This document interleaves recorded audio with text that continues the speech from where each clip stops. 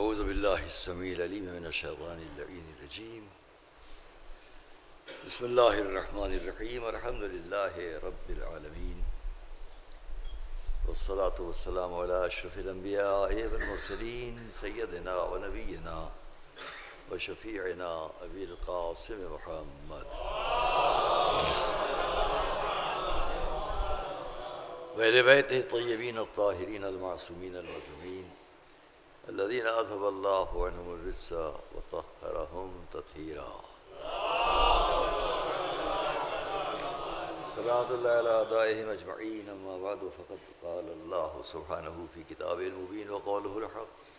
بسم الله الرحمن الرحيم. فاذكروني أذكركم واشكروا لي ولا تكفرون. صلوات الله عليه.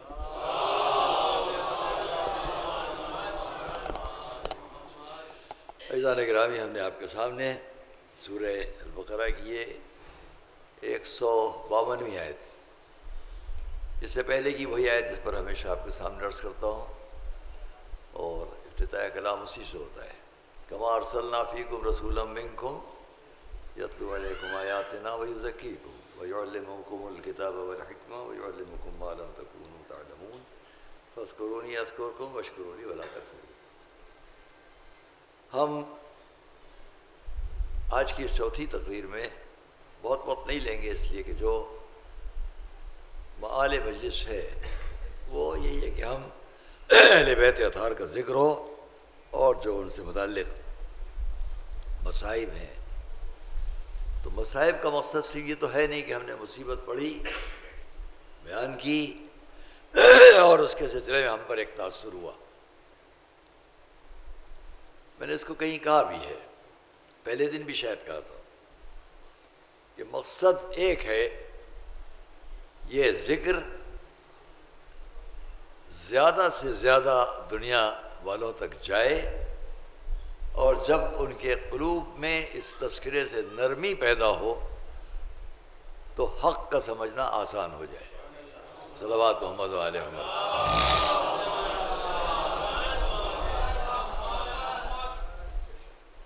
یہ مفہوم اور یہ مقصد ہم سب لوگ حاصل کرتے ہیں ساری دنیا میں. اب آئیے، کل سے میں نے جو بات آپ کے سامنے سورہ نمل سے پیش کی تھی اس کو ہم آگے بڑھائے. کل ہم نے ایک بات کہی تھی، ہمارے بچوں نے ہم سے کہا کہ آپ نے یہ بیان کیا کہ حضرت سلیمان نے کہا کہ دیکھوں جھوٹ بول رہا ہے کہ سچ. تو میں نے کہا تھا وقت نہیں، کل بیان کریں گے. آج اسے ہم آپ سے کہہ لیں. بات کہاں پر چھوڑی تھی کہ جو ایک پرندہ جس سے ساری بات ہو رہی ہے، ہم اسی بات کو آج بھی بڑھائیں. ہوا کیا؟ وہ آیا جب آپ نے کہا وَتَفَقَّدَ الطَّيْرَ، بہت جلدی بغیر تمہید کے، اس لیے کہ وقت کے اندر بات ہمیں ختم کرنا ہے. آج ہمارے پاس ہماری مجلس کا وقت تقریباً پون گھنٹے کا ہے، اور مجلس کا وقت یہاں 2 بجے شروع ہونے کا ہے. 10 آدمی بھی ہوں گے، ہم 2 بجے شروع کرتے ہیں. یہ تمہیدی بات جو ہے ہمارے لیے وہ ہماری طرف سے ہے، تو وہ ہمارے وقت میں شمار ہوتی ہے. مجھے معلوم ہے ابھی اور جگہ مجلس ہو رہی ہے، کریں یہاں تک کہ نازمیہ کا پورا وقت گزر جائے جب تک پڑھیں. ہم اس کا مقابلہ نہیں کریں گے، ہم اپنے وقت پر رہیں گے، اپنی پابندی کریں گے. کسی کو اس قدیم ترین عشرے کا احترام ہو یا نہ ہو، ایک صلوات بھیجیں محمد، مجھے کوئی پرواہ نہیں. ہم اپنی اس پابندی پر آج 50 سال سے ہیں اور رہیں گے. تو معلوم ہے تھوڑی دیر میں حضرات تشریف لائیں گے، پھاٹک کا مجمع ہو جائے گا اور آگے سڑک پر ہو، وہ ایک الگ بات. جہاں پڑھی جا رہی ہے مجلس وہاں ہمیں معلوم ہوگی. ہو رہا یہی بالکل قریب میں، دور بھی نہیں ہے. خیال کرنا چاہیے کہ آپ کا یہ عشرہ نیا ہے اور یہ پرانا ہے، لکھنؤ کے قدیم ترین عشروں میں ہے، اس کا احترام چاہیے. اور میں اپنے مجمع سے بھی ایک بات کہہ دوں، نماز کا ثواب گھر میں بھی ہے اور نماز کا ثواب مسجد میں بھی ہے. زیادہ کہاں ہے؟ نماز، واجب نماز اگر نہیں ادا ہوئی تو گناہ ہے، اور اگر ادائیگی ہوئی تو کہاں ہے؟ گھر میں بھی ثواب ہے، مسجد میں بھی ثواب ہے۔ پورا مجمع بتا دے ثواب زیادہ کہاں ہے؟ بھائی بتائیے کہاں زیادہ ثواب ہے، گھر میں کہ مسجد میں؟ مسجد میں۔ عزاداری کی مسجد کیا ہے؟ مسجد عزائے حسین، یہ فرش عزا ہے۔ صلوات محمد وآل محمد۔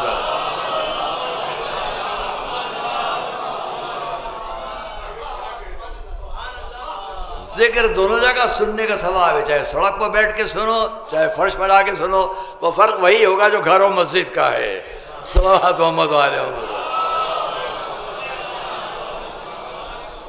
آئیے تو ہم حضرت سلیمان، بہت کچھ کہنے کو دل چاہتا ہے، اس لیے کہ بڑی محنت کر کے یہ چیزیں حاصل کی جاتی ہیں۔ مجمع یوں ہی سن لیتا ہے، اور جو حضرات آتے ہیں اور بیٹھتے ہیں اول روز سے یہ ان کا شوق اشتیاق ماشاءاللہ ہے۔ حضرت سلیمان کے لیے یہاں بات ہو رہی ہے۔ میں یہ بیان کرتا کہ حضرت سلیمان کیسے منتخب ہوئے، نبوت کے منصب پر کیسے منتخب ہوئے، آج بیان کرنا تھا لیکن اب میں بیان کروں گا، انشاءاللہ ہوگا آگے کل، دل چاہا تو ٹھیک ہے ورنہ بات نہیں۔ یہاں جو کل بات چھوڑ دی، وہ تفقد الطیر، ڈھونڈا دیکھا پرندہ کہاں ہے۔ اس پورے لشکر میں جو لشکر آپ کی نظروں کے سامنے ہے، قرآنی آیات کیا کہہ رہی ہیں؟ وَحُشِرَ لِسُلَيْمَانَ جُنُودُهُ مِنَ الْجِنِّ وَالْإِنسِ وَالطَّيْرِ، من الجن والانس والطیر، جن و انسان، جن انسان پرندے سب حشر محشور کیے گئے لے سلیمان، سلیمان کے لیے سامنے پورا لشکر سامنے لے آیا گیا۔ اور یہ نہیں کہ سامنے لے آیا گیا بلکہ وہ یوزعون، وہ سب اطاعت سے سر جھکائے سامنے کھڑے ہیں۔ اس میں کیا کیا ہے کیا کیا نہیں اسے چھوڑتے ہوئے اب وہ بتایا کہ وہ تفقد الطیر، جو کل آپ سے پرندے کو ڈھونڈا، قال ما لي لا ارى الهدهد ام كان من الغائبين لأعذبنه عذابا شديدا او لأذبحنه او ليأتيني بسلطان مبين۔ تین سزاؤں میں سے ایک دوں گا، یا سخت سزا، اذیت، تکلیف، مصیبت اس کے لیے، یا ذبح، یا کھلی دلیل لے کر آئے کیوں غائب تھا۔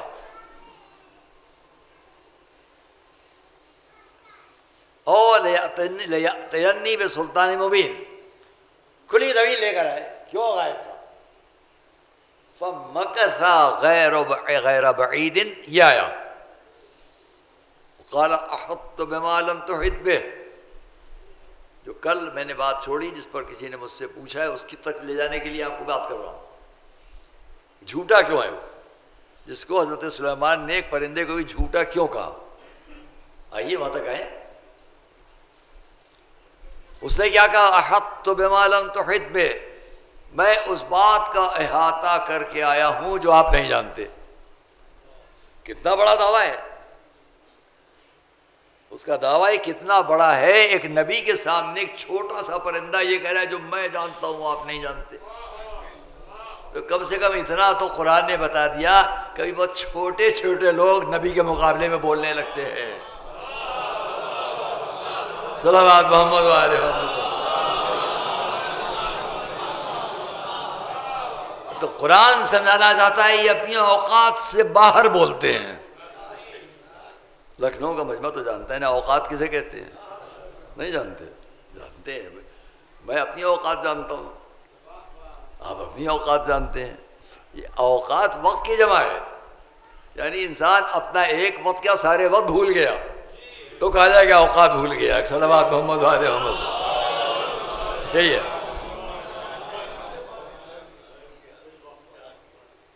کیا کہا؟ احط بما لم تحط بہ، جو میں جن باتوں کا احاطہ کرتا ہوں آپ نہیں. وجئتک من سبأ بنبأ یقین، میں ملک سبا سے آ رہا ہوں.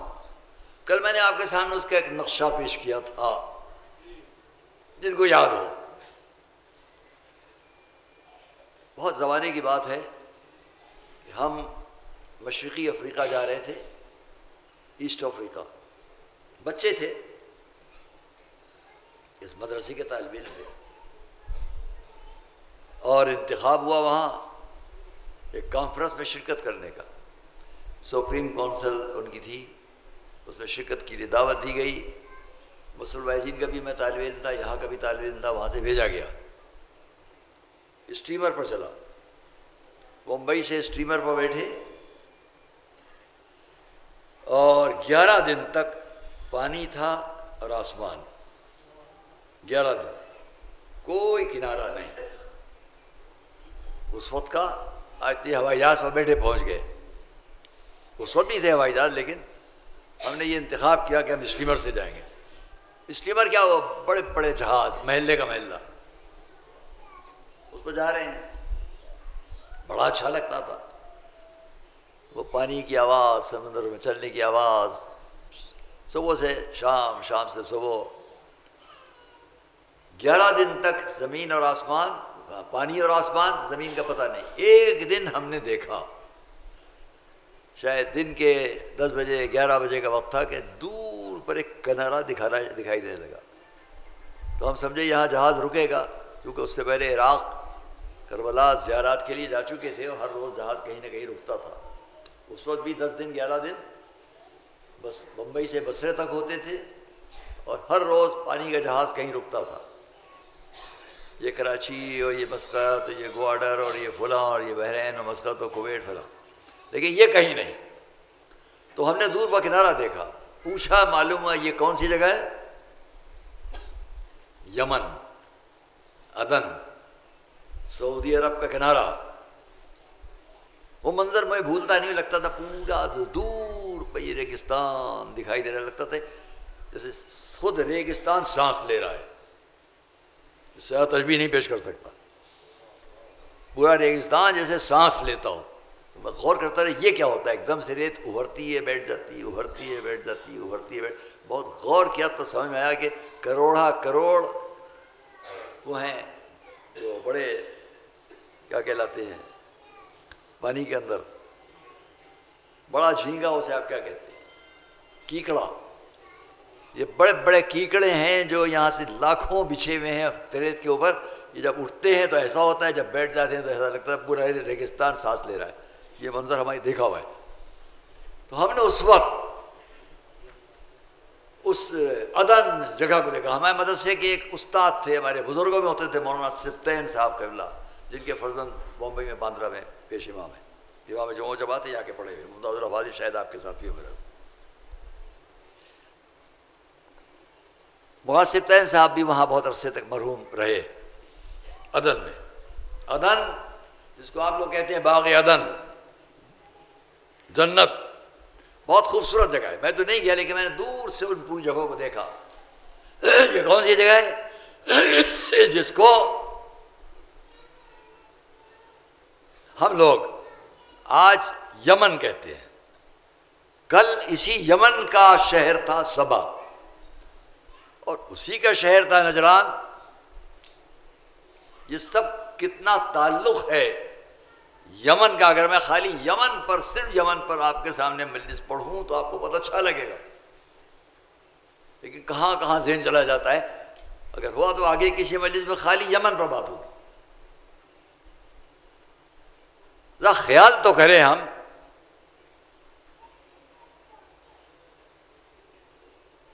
کل یاد دلائیے گا.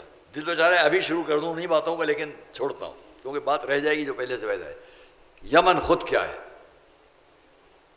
بڑا افسوس یہ ہے آج جس یمن کا انتخاب حضور نے کیا تھا،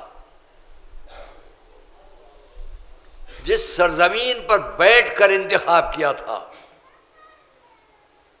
جن یمن والوں نے ہمارے حضور کی بڑی ہی محبت پیش کی تھی، آج اسی یمن کے ساتھ کیا ہو رہا ہے؟ کیا قابل عبرت نہیں ہے یہ بات؟ جو یمن رسول کا محبوب ترین تھا، آج کیوں وہاں اتنا بڑا ظلم ہو رہا ہے؟ کیا ہم یہ سمجھیں کہ یہ ظلم انتقام ہے اس بات کا کہ کل تم کیوں محبت کرتے تھے رسول سے؟ صلوات بھیجیں محمد والے۔ آئیے بات تمام کریں۔ تو ہوا کیا؟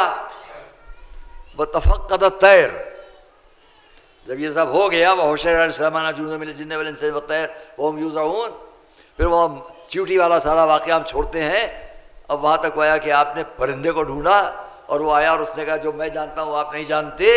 تو اس نے کیا کہا کہ میں ایک ایسی جگہ سے آ رہا ہوں، وَجِئْتُكَ مِنْ سَبَإٍ بِنَبَإٍ یقین، میں بڑی یقینی خبر لے کے شہر سبا سے آ رہا ہوں، انی وجدت امرأة تملکهم من کل اوتیت من کل شیء ولها عرش عظیم، اس کا ایک بہت بڑا تخت ہے، میں آپ سے کل بیان کر چکا، اور میں وہاں سے آ رہا ہوں۔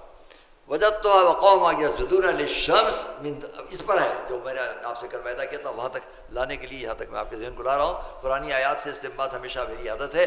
وجدتها وقومها يسجدون للشمس من دون اللہ وزین لهم الشیطان اعمالهم فصدهم عن السبیل فهم لا يهتدون۔ توجہ کیجیے گا، کیا کہا پرندے نے؟ ہدہد نے کیا کہا؟ میں وہاں سے آ رہا ہوں، میں نے وہاں ایک ملکہ کو دیکھا جس کی یہ شان ہے، میں نے اس کی قوم کو دیکھا جو سورج کی پرستش کرتے ہیں، شیطان نے ان کے اعمال کو ان کے سامنے خوبصورت کر رکھا ہے اور ایسا بنا دیا ہے کہ وہ ہدایت نہیں پا سکتے۔ یہ جملہ یاد رکھیے گا۔ میں تفسیر بالرائے خدا نہ کرے جو کروں، لیکن اپنے عقیدے کے حساب سے کسی بات تک آپ کے ذہن کو لے جا سکتا ہوں، وہاں تک لے جانے کی بات ہے۔ صلوات پڑھیں محمد والے، تاکہ میرے مجمع کے سامنے واقعہ بھی پہنچے، نتیجہ بھی آئے، اور کم سے کم قرآنی کیفیات بھی آپ کے سامنے برقرار رہے۔ تو کیا کہا اس نے؟ وَزَيَّنَ لَهُمُ الشَّيْطَانُ أَعْمَالَهُمْ فَهُمْ لَا يَهْتَدُونَ وَصَدَّهُمْ عَنِ السَّبِيلِ فَهُمْ لَا يَهْتَدُونَ، شیطان نے ان کے اعمال کو ان کے لیے خوبصورت کر رکھا ہے اور اس کو فَهُمْ لَا يَهْتَدُونَ، وہ ہدایت نہیں پائیں گے۔ اس جملے میں ذہن رکھیے۔ اس پرندے نے کیا دعویٰ کیا؟ جو میں جانتا ہوں آپ نہیں جانتے۔ کتنا بڑا دعویٰ! اور کیا کہہ رہا ہے؟ یہ سب میں دیکھ کر آیا ہوں، وہ ہدایت نہیں پائیں گے۔ ایک چھوٹا سا پرندہ، وہ اتنے بڑے نبی سے جس کے لشکر میں اس کی حیثیت کیا ہے، اتنا بڑا لشکر حضرت سلیمان کا جو میلوں تک آسمان پر زمین پر، اس لشکر کی اہمیت کا اندازہ کریں آپ کتنا بڑا ہے، اور ایک نبی کی جو خدا داد صلاحیت اور قوت ہے اس کا اندازہ کریں۔ کیسے حضرت سلیمان کو پتا چلا کہ حدود نہیں ہے؟ کیسے پتا چلا؟ وہ تفقد کی لفظ ہے، ڈھونڈا۔ کیوں ہے؟ مورخین نے لکھا کہ پرندے سر پر اس طرح سایہ کر کے چلتے تھے کہ حضرت سلیمان پر دھوپ نہ پڑنے پائے۔ ادھر تشریف لائیں قبلہ،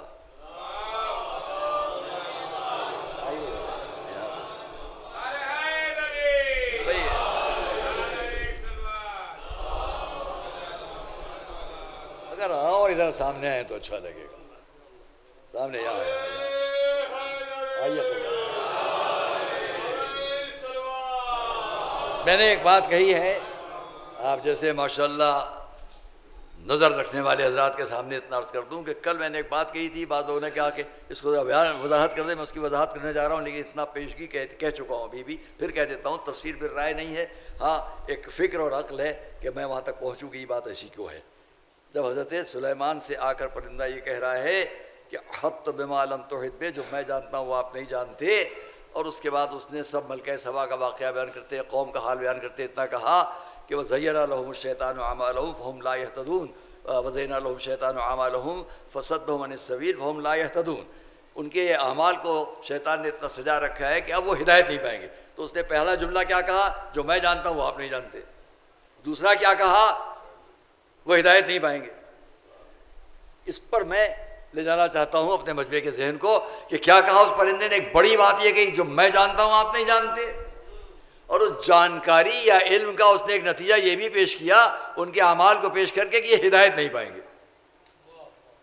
بالکل ملا کر دیکھیں, جیسے ہی اس نے کہا فہم لا یہتدون, وہ ہدایت نہیں پائیں گے. پھر اس کے بعد اور بھی اس نے باتیں کہیں, اللہ یسجد للہ الذی یخرج الخبء فی السماوات والارض.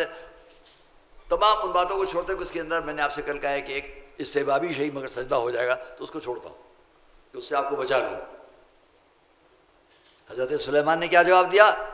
سننظر اصدقت ام کنت من الکاذبین. ابھی ہم دیکھے لیتے ہیں کہ تو سچ کہتا ہے کہ جھوٹ بول رہا ہے. اب سچ اور جھوٹ کیا ہے؟ بات واضح ہے. بات تو جب ہے کہ یہی لفظیں آگے نظر آئیں. سننظر, ابھی ہم دیکھتے ہیں اصدقت ام کنت من الکاذبین, تو سچ بولنے والا ہے جھوٹ بولنے والا. اذهب بکتابی ھذا, یہ میں کل سے بیان کر چکا آپ سے. یہ میرا خط لے کر جا, وہاں ڈال, کنارے رہ اور دیکھ کہ وہ کیا کرتے ہیں. سب ہو گیا. اس نے کیا کہا سبا نے, ملکہ سبا نے, بلقیس نے, اے میرے سرداروں میں کیا کروں, وہ سب کل آپ سے کہہ چکا ہوں. وقت کے اعتبار سے بات کو سمیٹ رہا ہوں. میں یہ تحفے بھیج دوں. یہاں پہ بات چھوڑ دی تھی میں نے آپ سے کل, یہیں پہ بات چھوڑ دی تھی کہ خط پہنچا اور اس نے اپنے سرداروں سے کہا کیا کریں. تو انہوں نے کیا کہا, نحن علو قوت و علو باس شدید والامر الیک فانظری ماذا تأمرین. تم جو چاہے کرو, ہم تو لڑنے والے لوگ ہیں. اب یہاں پر میں نے بات کل چھوڑی تھی, آگے بڑھیں. کیا کہا اور آگے بڑھ کے جب سرداروں نے کہا جو تمہارے چاہے کرو, ہم تو لڑنے والے لوگ ہیں, ہم کو حکم دے دو بس. تو اس نے کہا نعرہ صلوات. یہ حسینی چینل ہے, یہ حسینی چینل والے ہیں. اور لکھنؤ کا ایک امتیاز اب یہ بھی ہے کہ یہاں کا چینل پوری دنیا میں دیکھا جاتا ہے. عزاداری سے متعلق کیا ہوا, جیسے اس حد تک بات ہوئی, اس نے کیا کہا, ان الملوک اذا دخلوا قریۃ افسدوها وجعلوا عزت اہلها اذلۃ وکذلک یفعلون.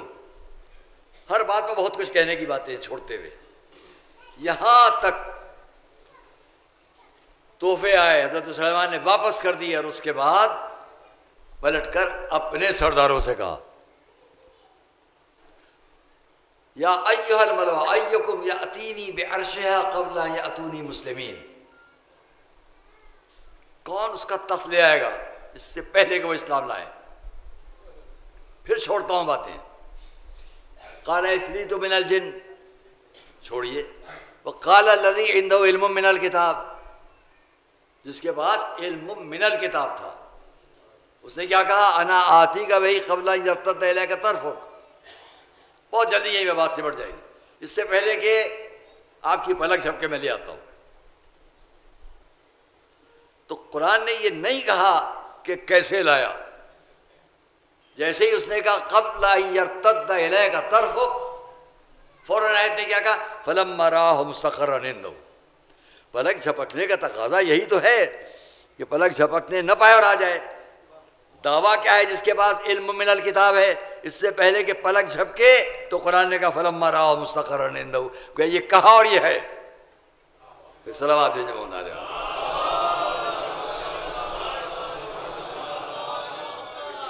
پھر چھوڑتا ہوں باتوں. اب آپ نے کیا کیا, ابھی بیان کروں گا اس بات کو.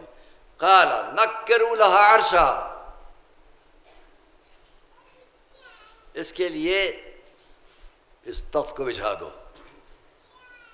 ننظروا اتہتدی ام تکون من الذین لا یہتدون. تخت بچھاؤ, میں دیکھتا ہوں کہ ہدایت پائے گی کہ نہیں. اب ملائیے بات, ذہن گیا آپ کا. اس نے پرندے نے کیا کہا تھا, میں دیکھ کر آ رہا ہوں ہدایت نہیں پائیں گے. حضرت سلیمان نے کیا کہا, تخت بچھاؤ, ننظر اتہتدی، ہدایت پائے گی کہ نہیں۔ گویا حضرت سلیمان نے، میں تفسیر پہ رائے نہیں کر رہا ہوں، اپنے عقیدے کے حساب سے، عقل کے حساب سے ایک بات کہنا چاہتا ہوں، گویا حضرت سلیمان نے یہ بتلا دیا ہدایت کے سلسلے میں بڑے بڑے دعوے کرنے کا حق کسی کو نہیں ہے، یہ اس کے اختیار میں کس کو ہدایت ملے اور کس کو نہ ملے۔ صلوات محمد علیہ وسلم۔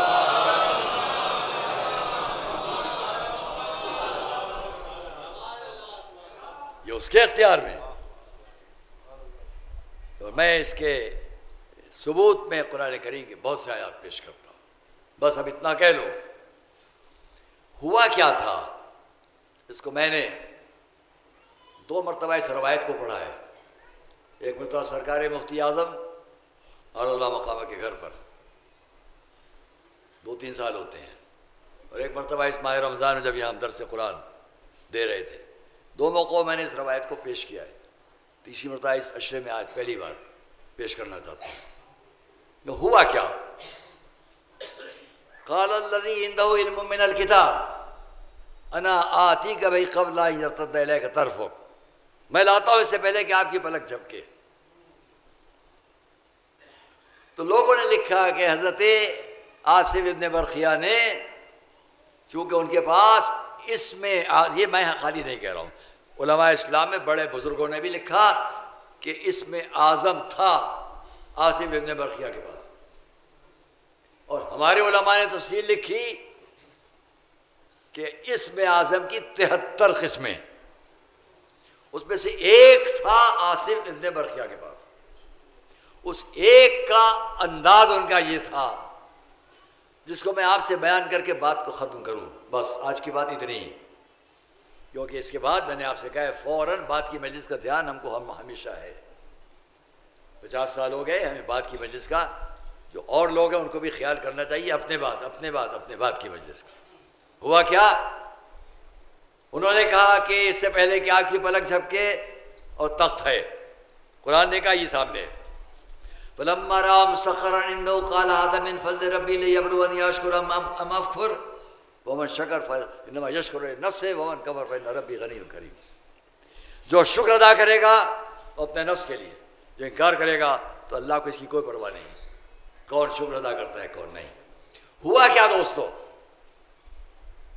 کیسے آگے، کل میں نے پرندے کے آنے اور جانے کی مسافتیں بیان کی تھی، اگر آپ کے ذہن میں ہو، وہ مسافت ذہن سے ہٹنے نہ پائے، بات وہی ہے۔ حضرت سلیمان کہاں ہے، وہیں قدس، تخت کہاں سے آنا ہے، سبا، یمن۔ کل میں نے آپ سے تفصیل بیان کی کہاں کہاں سے پرندہ گزرا اور کہاں کہاں سے واپس آیا اور پھر گیا اور پھر واپس آیا۔ یہ 4 چکر ایک چھوٹے سے پرندے کے، اونچی پہاڑیاں، وسیع ریگستان، بڑے بڑے صحرا، یہ دریا، یہ سمندر، یہ سب کچھ پار کر کے کیسے گیا کیسے آیا، کیسے گیا کیسے آیا۔ جس کو وہ اپنا میسنجر بنا دے اس کی حفاظت کی ذمہ داری بھی اسی پر ہوتی ہے، جس کو وہ اپنے پیغام کے لیے کسی کو منتخب کر لے اس کی حفاظت کی ذمہ داری اسی کی ہوتی ہے۔ بس ایک صلوات محمد والے محمد۔ اب یہاں 2 روایات ہیں، ایک ہم میں اور ایک حضرت تمام علماء میں جو عامت المسلمین سے ہیں، وہ دونوں روایت کو پیش کر رہا ہوں۔ ہوا کیا، حضرت عاصم ابن برقیہ نے ہاتھ بڑھایا، زمینیں سمٹی، فاصلے سمٹے، یہ ہاتھ بڑھایا، یہ تخت سامنے ہے۔ اور جس روایت کو آج تک کبھی میں نے نہیں بیان کیا میں اس وقت بیان کروں۔ دوسری روایت یہ ہے کہ نہیں، بہت توجہ کیجئے گا، دوسری روایت کیا ہے، حضرت عاصم ابن برقیہ نے اسم اعظم سے کام لیتے ہوئے تخت کو دیکھا، اشارہ کیا، جی نہیں، تخت زمین کے اندر چلا، زمین کے اندر راستہ بناتا ہوا چلا، ٹھیک اس جگہ آ کر ابھرا جہاں پر حضرت سلیمان کرسی پر بیٹھے ہیں، اب جو دیکھا سلیمان نے، اب میں کرسی پر نہیں ہوں، کرسی تخت پر ہے۔ ایک نبی کے لیے وہ یہ چاہے تو رہیں گے یہیں، لیکن جگہ بدل بھی جائے گی، کیفیت بدل جائے گی۔ اندازہ کرو، یہ ہے اس علم کی طاقت۔ جس روایت کو میں آج پہلی بار اس مجمع میں بیان کر رہا ہوں، وہ کیا ہے، کسی نے ہمارے امام سے پوچھا، مولا یہ فرمائیے، جس کے پاس علم من الکتاب ہے وہ عالم ہے یا جس کے پاس علم الکتاب ہے؟ جس کے پاس کتاب کا کچھ علم ہے وہ جاننے والا ہے، جس کا کتاب کا علم ہے وہ جاننے والا ہے؟ تو آپ نے جواب کیا دیا؟ ما کان عنده علم من الکتاب، جس کے پاس، بس جلدی ترجمہ کرو، جس کے پاس کتاب کا کچھ علم ہے اس کا تقابل اس سے مت کرو کہ عنده علم الکتاب۔ اس کا تقابل اگر اس سے کرنا ہے تو یہ سمجھ لو کہ جس کے پاس کتاب کا کچھ علم ہے اس کے مقابلے میں جس کے پاس پوری کتاب کا علم ہے، ایسا ہی سمجھ لو، الا بقدر ما تأخذه البعوضة بجناحها مع البحر۔ ترجمہ کروں، دونوں کے علم میں اتنا فرق ہے کہ جیسے ایک مچھر سمندر کے پانی پر بیٹھ کر اپنے پرندوں، اپنے پروں میں جتنا پانی لے، صلوات محمد وآل محمد، جب دونوں کے علم میں اتنا فرق ہو تو عزیزوں اور دوستوں یاد رکھنا، اب اگر جس کے پاس ایک حصہ اسم اعظم کا تھا اس نے اشارہ کیا تو تخت یوں آیا، زمین سمٹی تخت آیا، اب جس کے بعد پوری کتاب کا علم ہو وہاں کائنات سمٹے گی، خود فرش پر ہوں گے، معراج کی خبریں بیان کی جا رہی ہوں گی۔ صلوات محمد والے، سب مل کر ایک صلوات محمد والے محمد حسین۔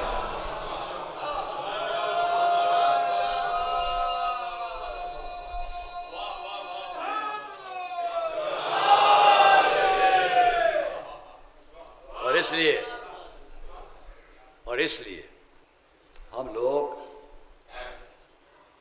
یہ جانتے ہیں کہ علم سب کچھ ہے اسلام میں، دین میں، شریعت میں۔ خود حضرت سلیمان علم کی بنیاد پر نبوت ملی ہے، اور یہ علم نبوت، علم امامت، علم قرآن اسلام کا امتیاز ہے، ہمارا آپ کا۔ اگر ہم غور کریں تو اس وقت تو خالی اتنی بات ختم ہو جاتی ہے کہ جب آپ نے کہا ان کے لیے تخت بچھاؤ، دیکھیں گے ہدایت پاتی ہے یا نہیں۔ اور جب وہ آ گئی سامنے تو اس سے پوچھا گیا ہاکذا عرشک، کیا تمہارا تخت ایسا ہی تھا؟ تو اس نے یہ نہیں کہا یہ وہی ہے، اس نے کہا قال نو ہوا، یہ جیسے وہی ہے، جیسے وہی ہے۔ تو اس وقت میں اس کو، اور اس نے یہ کہا اوتینا العلم من قبلها وكنا مسلمین، یہ علم تو ہمیں پہلے سے ہے۔ گویا حضرت سلیمان کا جو خط گیا، اس خط کو دیکھ کر ہی جو کل میں نے کہا تھا کہ سمجھ گئی کہ اس خط کے آنے کی شان بتا رہی ہے، یہ کسی عام انسان کا خط نہیں ہے۔ تو اسی لیے اس نے کہا کننا مسلمین، ہم پہلے اسلام لا چکے تھے۔ قیل لها ادخل الصرح، اس قلعے میں چلو، اس محل میں چلو۔ فلما رأت حسبته لجة کشفت عن ساقیها، جب اس نے اس کو دیکھا فلما رأى حسبته لجة، تو اس نے یہ سمجھا کہ یہ پانی ہے۔ کشفت عن ساقیها، میں نے اس کو کسی مجلس میں بیان کیا ہے، یہ اپنے مضمون میں لکھا ہے۔ یہ تقریباً یہ واقعہ بھی 2600 سال پہلے کا ہوگا، لیکن 2600 سال پہلے بھی قرآن بتانا چاہتا ہے کہ عورتوں کا اس وقت بھی انداز لباس کا کیا ہوتا تھا۔ یہ اسلام اور شریعت کا ایک انداز جو ایک تہذیبی کیفیات کو پیش کرتا ہے۔ اور پھر جب ان سے کہا گیا انہ صرح ممرد بالقواریر، یہ شیشوں کا بنا ہوا ایک محل ہے، بس اتنی ترقی ہو چکی ہے کہ شیشہ بھی اس طرح سے بچھا ہوا ہے کہ سمجھ رہی کہ پانی ہے۔ اور پھر اس نے کہا اسلمت مع سلیمان للہ رب العالمین، اور میں سلیمان کے رب پر ایمان رکھتی ہوں۔ اور دوستو، حضرت سلیمان بڑے احترام کے ساتھ اس آئی ہوئی اپنے ملک کی ملکہ کو لے کر جا رہے ہیں۔ تہذیب یہی ہے، تہذیب اسلامی قرآنی، کہ اگر وہ اپنے ملک کی ملکہ ہے اگر لے آئی جائے تو اس کے ساتھ وہی تہذیبی انداز ہوں گے۔ کہ اب یہاں پہ لفظ قالا سے مراد خود حضرت سلیمان ہے۔ پہلے قیلا کہا گیا ادخل الصرح، اس محل میں جا، چلو، پھر خود حضرت سلیمان نے کہا انہ صرح ممرد من قواریر، بڑے احترام سے حضرت سلیمان لے کر چلے۔ احترام ہے، ایک عورت ایک اپنے ملک کی باعزت شخصیت یہاں آئی تو اس کا عزت، اس کی عزت، اس کا احترام کب نہ ہو۔ یہی طریقہ ہے، یہی تہذیب ہے۔ کیا یاد دلاؤ جو قرآن عورتوں کے لیے اس تہذیب و تمیز کو، کہ جن کے لیے ابھی یقین بھی نہ ہو کہ اسلام پر ہیں کہ نہیں، ان کے لیے احترام پیش کرے۔ ایک جنگی قیدی عورت لائی جاتی ہے، عورت ہے، غیر مسلمہ ہے، جنگی قیدی ہے، میدان جنگ سے لائی گئی، جب تک رسول کے سامنے نہیں آ گئی خاموش رہی، اور جب حضور کے سامنے آئی تو اب جرأت پیدا ہوئی، میں یہاں کچھ کہہ سکتی ہوں۔ تب اس نے کہنا شروع کیا میرا باپ بھوکوں کو کھانا کھلاتا تھا، بے لباسوں کو لباس پہناتا تھا، لوگوں کے ساتھ سلوک کرتا تھا، مروت کا سلوک کرتا تھا۔ حضور نے کیا فرمایا؟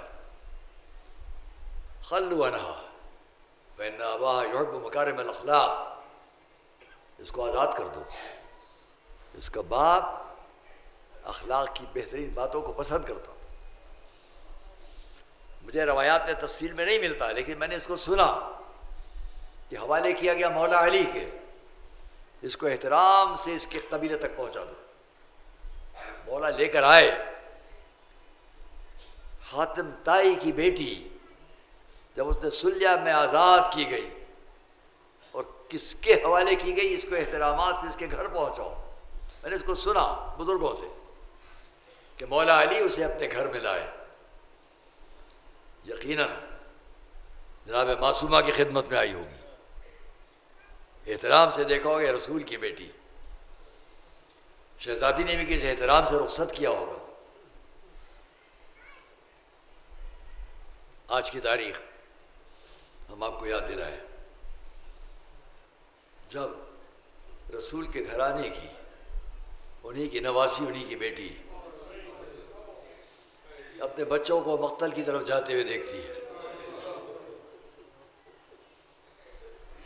وہ زینب،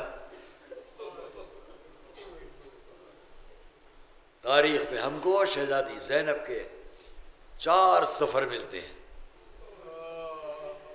ایک سفر مدینے سے کوفے آنا، دوسرا سفر کوفے سے مدینے واپس جانا، تیسرا سفر پھر مدینے سے کربلا اور کوفے کی طرف آنا، اور چوتھا سفر پھر کربلا سے واپس جانا۔ اس 4 سفر میں شہزادی کے لیے کیا کیا صفات، کیا کیا طریقے، کیا کیا ادب، اسے وقت نہیں ہے۔ ہاں اتنا کہوں کہ جب کبھی بھی شہزادی زینب یہ فرمائش کر دیتی تھی کہ دل چاہتا ہے بابا اپنے نانا کے مزار تک جاؤں، تو ہم نے دیکھا جواب ملتا تھا بیٹی انتظار کرو رات ہو جائے۔ جب شب کا وقت آ جاتا تھا تو زینب کو لے کر چلتے تھے حصار میں، اس طرح کہ حسنین ہیں، علی ہیں، اور جب روضے رسول تک داخل ہونے کا وقت آئے تو کبھی خود بڑھ کر کبھی بچوں سے فرماتے تھے آگے بڑھ کر دیکھ لو کوئی غیر تو نہیں آیا ہوا ہے، اگر ہے تو چراغ خاموش کر دو۔ ہر روز کے وعدے کے مطابق آج میں نے فیصلہ لیا کہ نہیں، آج مجھے آپ کے سامنے اس کو نہیں بیان کرنا ہے مصائب کے سلسلے میں، میں آج مرثیے کے جو بند ہوئے میں نے وعدہ کیا تھا، نہیں انشاءاللہ کل دیکھیں گے. میں اتنا عرض کروں آپ سے کہ بہت اہمیت اس بات کی ہے کربلا میں ان بچوں کی کہ جو کربلا تک آئے، جو کربلا تک آئے. لیکن آج کی تاریخ ہم ان بچوں کو یاد کرتے ہیں جو کربلا تک نہیں آئے. ٹی وی کی آج کی مجلس میں شب میں ہم نے اسی کو بیان کیا ہے. آج کی تاریخ وہ بچے جو کربلا تک نہیں آئے، یہ کون ہیں؟ یہ وہ ہیں جو اپنے بابا کے ساتھ کوفے آئے تھے، اور جب کوفے میں وہ وقت آ چکا کہ حضرت مسلم کو یقین ہوا کہ اس پردیس میں اب امان کی جگہ نہیں رہ گئی، تو اپنے بچوں کو کئی محفوظ جگہ پہنچانے کی بات کر لی گئی. اور پھر وہ وقت بھی آیا کہ دونوں بچے بھی قیدی ہوئے. میں یہیں سے میں بات کو بیان کرنا چاہتا ہوں، دونوں بچے قید میں پہنچا دیے گئے. بعض روایات یہ ہے کہ 1 سال تک بچوں کو کچھ خبر نہیں کہ پردیس میں ان کے بابا کا سایہ ان کے سر سے اٹھ چکا ہے. انہیں کچھ خبر نہیں ہے کہ جس قافلے سے، جس گھر سے بچھڑ کر آئے تھے وہاں کیا منظر ہے. سال گزر گیا تو ایک بھائی نے دوسرے سے کہا ایسا کیوں نہ کریں قید خانے کے نگہبان کو ہم بتائیں تو صحیح کہ ہم کون ہیں. دونوں نے فیصلہ لیا. نگہبان سے بس اتنا کہا گیا کیا تو رسول کو پہچانتا ہے؟ کیسے نہ پہچانوں، شافع محشر. کہا کیا تو مولا علی کو بھی جانتا ہے؟ کہا کیسے نہ جانوں گا. جب اس کے احترامات کو دیکھا تو بچوں نے جواب دیا کہ ہم مسلم ابن عقیل کے یتیم. سنا، دوڑ کر قدموں پر گر پڑا. کہا بچوں یہ قید خانے کا دروازہ کھلا ہوا ہے، جہاں چاہے آپ جائیں، مگر جانے سے پہلے ایک بات یاد رکھیے گا، راتوں کو سفر کیجیے گا، دن میں آگے نہ جائیے گا. اس نگہبان پر قید خانے کے ابن زیاد کے دربار میں کیا گزری اسے چھوڑتا ہوں. میں اتنا کہوں کہ دونوں بچے رات کو قید خانے سے باہر نکل کر کچھ دور گئے. صبح ہونے لگی تو ایک نہر کے کنارے ایک درخت پہ جا کر بیٹھ گئے. 2 شاخیں درخت کی تھی، اس پر جا کے بیچ میں بیٹھ گئے، خاموش بیٹھے ہیں. ایک کنیز آئی، ظرف لائی کہ پانی بھر کر اپنی مالکہ کیا لے جاؤں. تو روایت کا فقرہ ہے کہ اس نے دیکھا کأنہما قمران عاکسان فی الماء. اسے ایسا لگا کہ پانی میں 2 چاند چمک رہے ہیں. سر اٹھا کر دیکھا 2 معصوم بچے خاموش بیٹھے. پوچھا بچوں آپ کون؟ جواب دیا بتائیں ہمارے ساتھ رحم کرے گی. جب جواب مل گیا بتایا ہم مسلم کے یتیم. جب یہ سنا کہا بچوں آپ ہمارے ساتھ چلیں، یہاں کہاں بیٹھے ہیں؟ ہماری مالکہ خانواد رسالت کی بڑی چاہنے والی ہے. لے کر بچوں کو گھر میں آئی. جب اس گھر کی مالکہ نے سنا یہ کون ہے، اس کی خوشی کی حد نہ رہی. ایک حجرہ صاف کیا، بچوں کو لے جا کر بٹھایا، بار بار خدمت کے فرائض انجام دے رہی. رات کا وقت ہوا، بس دوستو اور عزیزو، رات کا وقت ہوا. کچھ وقت گزرا تھا کہ گھر کا مالک آیا، حارث آیا. گھر میں آ کر پوچھ لیا اس کی زوجہ نے آنے میں دیر کیوں لگی. کہا قید خانے سے 2 بچے نکل گئے ہیں، ابن زیاد کا حکم ہے جو تلاش کر کے لے آئے گا ان کو بڑا انعام ملے گا. انہیں کو ڈھونڈتا پھر رہا تھا. پوچھ لیا اس بیوی نے کیا تجھے رسول سے شرم نہیں آتی؟ سخت جواب دیے. مومنہ خاموش رہی. گیا جا کے اپنے بستر پر سونا چاہا کہ حجرے سے کچھ بچوں کی سانس لینے کی آواز. روایت کہتی ہے ایک مرتبہ اٹھا، یہ آواز کیسی؟ گیا ایک چراغ لے کے حجرے میں جا کر دیکھا تو 2 بچے ایک دوسرے کے گلے میں ہاتھ ڈالے.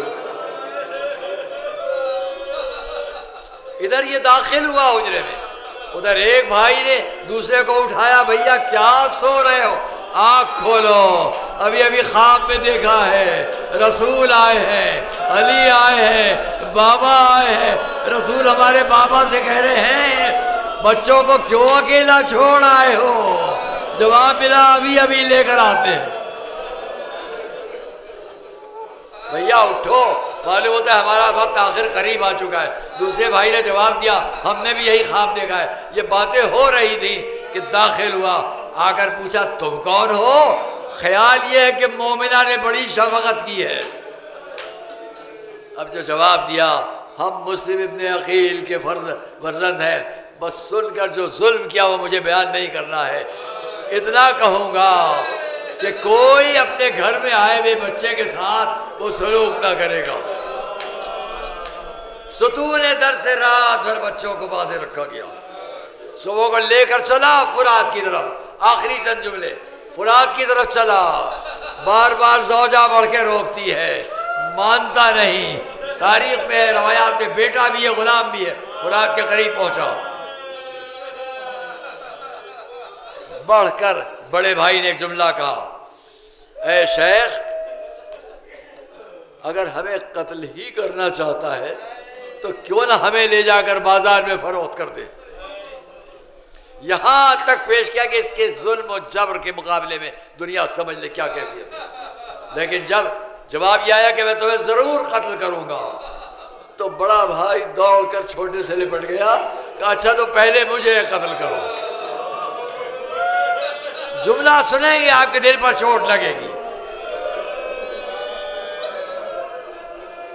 یہاں پر چند باتیں، پہلی نماز کی اجازت چاہیے، دونوں بچوں نے نماز پڑھی۔ دوسری بات، بچے پلٹے اس مومنہ کی طرف، کہا اے مومنہ تم نے بڑی خدمت کی، ایک آخری وصیت ہے۔ پوچھا کیا وصیت ہے؟ کہا اگر ہمیں قتل جب کر دیا جائے ہمارے لباس کو ہمارے خون سے تر کر لینا، اس لباس کو ہماری ماں کے پاس وطن میں بھیج دینا، ہماری ماں سمجھ لے ان کے بچے عالم غربت میں قید شہید کر دیے گئے۔ آخری جملے، ایک بھائی دوسرے سے لپٹ جاتا ہے۔ میں ایک مرتبہ پوچھنے لگا یہ تم میں یہ بات کیوں ہے؟ تو بڑے نے کہا، بڑے بھائی نے کہا، محمد نے کہا اے شیخ اس لیے میں چاہتا ہوں پہلے مجھے قتل کر کہ جب ہم چلے تھے تو میری ماں نے میرے چھوٹے بھائی کا ہاتھ میرے ہاتھ میں دیا تھا، کہا خیال رکھنا کیا جواب دیں گے۔ اسی عالم میں تلوار چلی، ایک کا سر کاٹا گیا، دوسرے کا سر جدا کر دیا گیا۔ فرات کی موجوں پر ایک بھائی دوسرے کا انتظار، جب دوسرے کا لاشا بھی آ گیا۔ جزاکم اللہ۔